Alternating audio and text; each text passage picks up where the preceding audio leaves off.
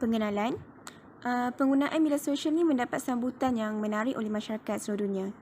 Tak dinafikan bahawa kemajuan media sosial ini yang menimbulkan kemajuan fenomena terbesar terhadap arus kemodenan teknologi maklumat. Media sosial ini juga berperanan sebagai medium efektif untuk menyampaikan dakwah Islam dan mengajak kepada kebaikan dan meninggalkan kemungkaran. Dalam Islam, tidak melarang untuk kita memanfaatkan teknologi moden dengan pelbagai aplikasi seperti Instagram, Facebook, Twitter dan lain-lain. Tapi ia perlu kepada adab untuk menggunakan media sosial supaya tidak membawa kita ke arah kesesatan, kebencian, kemarahan dan fitnah.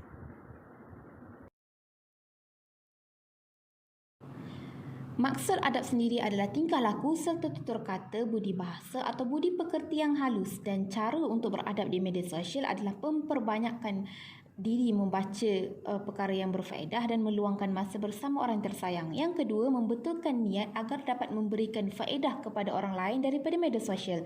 Yang ketiga, mendapatkan maklumat yang sahih sebelum disebarkan kepada orang lain. Yang keempat, menjaga pergaulan bagi mengelakkan fitnah serta merosakkan hubungan sesama insan. Antara kebaikan media sosial ialah yang pertama, memudahkan dalam urusan bidang politik. Yang kedua, memperluas jaringan persahabatan melalui alam maya. Yang ketiga, memudahkan urusan seharian pengguna-pengguna media sosial apabila kebanyakan arus niaga sama ada pembelian barangan atau urusan perbankan dapat diuruskan melalui dalam talian.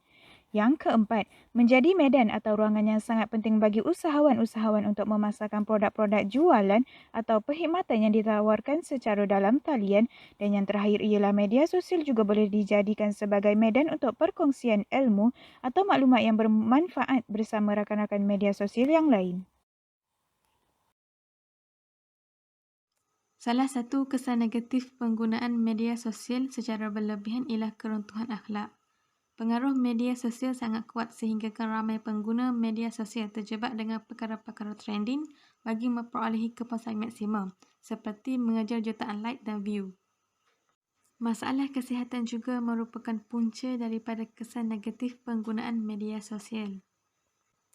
Keasyikan melayari internet di Malaysia yang menyebabkan sindrom ketagihan wajar dikaji secara terperinci dalam bidang psikologi patologi, iaitu kajian berkaitan dengan kesihatan mental. Penggunaan media sosial secara berlebihan mampu untuk membawa kesan negatif terhadap seseorang. Hasilnya dapat membawa kepada masalah kecanduan pengguna media sosial.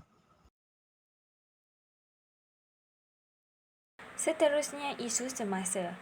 Isu semasa yang pertama iaitu berita palsu mengenai mempersendakan nama salah seorang ahli filem K-pop terkemuka iaitu Lalisa Manabong dalam sebuah telefilm.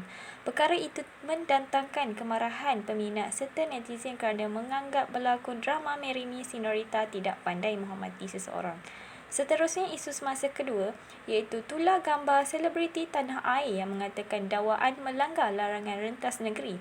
Isu terbabit mencetuskan kepanasan di kalangan netizen apabila gambar mereka dimuat turun dalam Instagram peribadi beliau yang menampakkan seperti berpulang madu. Manakala isu terakhir iaitu isu akaun palsu cetus isu perkauman di mana tindakan tidak matang oleh individu menyalahgunakan media sosial bagi mencetuskan perbalahan.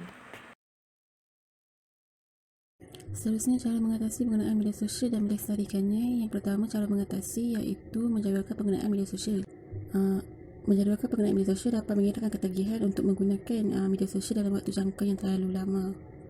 Di samping itu, cara melestari iaitu cara melestari melalui perkongsian maklumat.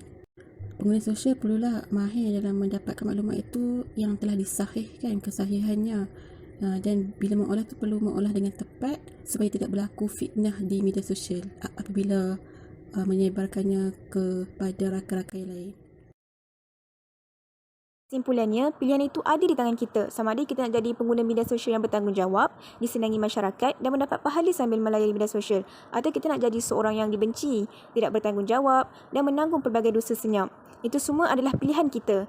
Adab penggunaan media sosial ni bukanlah bertujuan untuk menyekat kebebasan seseorang, tapi ia adalah untuk memastikan agar kita ni berjaya menjadi Muslim yang bertakwa kepada Allah SWT, sekaligus menunjukkan imej sebagai seorang Muslim yang berakhlak mulia.